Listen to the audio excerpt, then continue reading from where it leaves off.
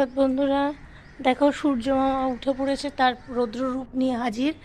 আমি আমার ছাদ বাগানটা চট করে তোমাদের দেখাই। আচ্ছা, তোমরা কি বলতে পারবে এটা কী ধরনের ফুল আমার ছাদ বাগানকে ভরিয়ে রেখেছে?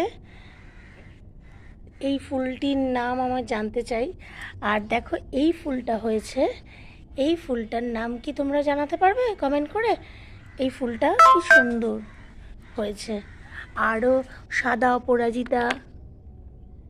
তোমাদের বাগানেও কি সাদা অপরাজিতার গাছ আছে?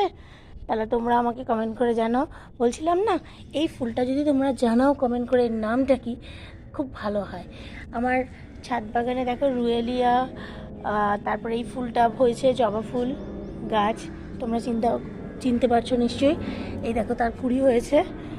আর এই দেখো কি সুন্দর, সকালবেলা উঠে যখন এদেরকে দেখা যায়, এদের ফোটা মুখটা যখন দেখি, আর বাতাসের হাওয়ায় যখন এরা দোল দেয়, তখন সত্যি সেটা খুব সুন্দর লাগে দেখতে।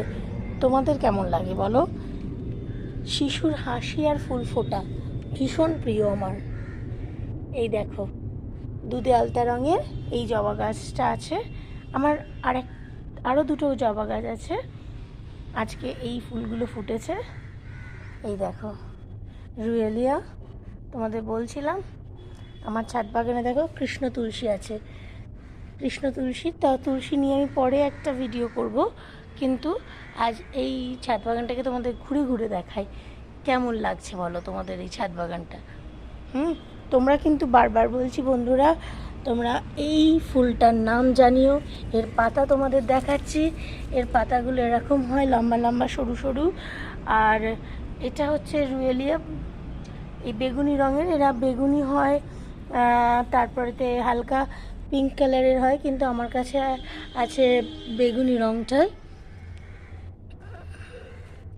এই যে, আর এই ফুলটার কথা তোমাকে বারবার বলছি, এটা কিন্তু নাম জানাতে তোমরা ভুলো না। দেখো সাদা অপরাজিতাটা কি সুন্দর লাগছে,